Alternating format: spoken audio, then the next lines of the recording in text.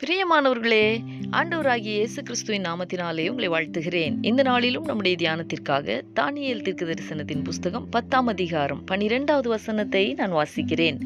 அப்பொழுது அவன் என்னை நோக்கி, தானியேலே, பயப்படாதே.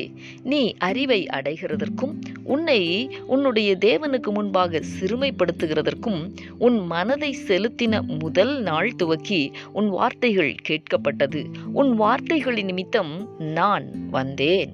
எனக்கு அன்பானவர்களே, தடைகளை நீக்குகிற தேவன் நமக்கு முன்பாக கடந்து செல்லுகிறார். அவர் தடைகளை நீக்குகிறார் என்பதை நாம் தொடர்ச்சியாக தியானித்து வருகிறோம்.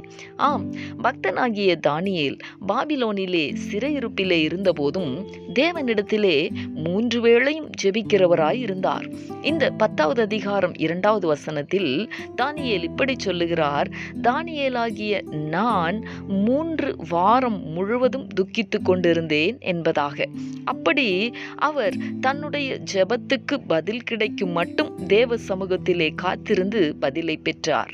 தானியேலின் புஸ்தகம் 10ஆம் அதிகாரம் 13வது வசனத்திலே நாம் இப்படி வாசிக்கிறோம், பெர்சியா தேசத்தின் அதிபதி 21 நாட்கள் தானியேலுடைய ஜெபத்திற்கான பதிலை தடை செய்து எதிர்த்து நின்றபோது தேவன் அந்த ஜெபத்திற்கு பதிலை கொண்டு வந்து தானியேலுடைய கரங்களிலே சேர்க்கிறதற்காக தம்முடைய பிரதான தூதனாகிய மிகாவேலை அனுப்பினார்.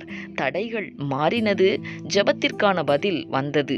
அன்பரே, உங்களுடைய வாழ்க்கையிலும் ஜெபத்திற்கான பதில் தடையாயிருந்தாலும் பொல்லாத வானமண்டலத்தின் ஆவிகளோ மாம்சீக சக்திகளோ எதிர்த்து நின்றாலும் தேவன் அந்த தடைகளை நீக்கி உங்களுக்கும் பதில் தர வல்லவர்.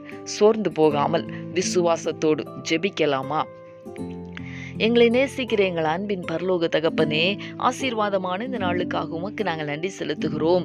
இந்த நாளிலும் பக்தனாகிய தானியேலுக்கு அவருடைய ஜெபத்திற்கான பதிலை தம்முடைய பிரதான தூதனாகிய மிகாவேலை அனுப்பி நீர் தந்தீர் என்பதை நாங்கள் தியானித்தோமே. தடைகளை நீர் மாற்றினீர் என்பதை தியானித்தோமே.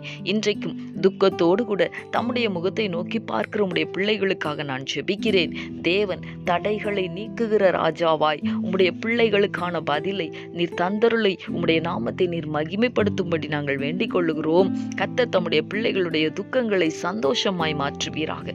ஜெபத்திற்கான பதில் வந்தது என்று உம்முடைய நாமத்தை மகிமைப்படுத்த கர்த்தர் கிரியை நடப்பிக்க ஜெபிக்கிறேன். நீர் அப்படி செய்ய போகிறதற்காக உமக்கு ஸ்தோத்திரம். இயேசு கிறிஸ்துவின் நாமத்தில் வேண்டிக் கொள்ளுகிறேன் நல்ல பிதாவே.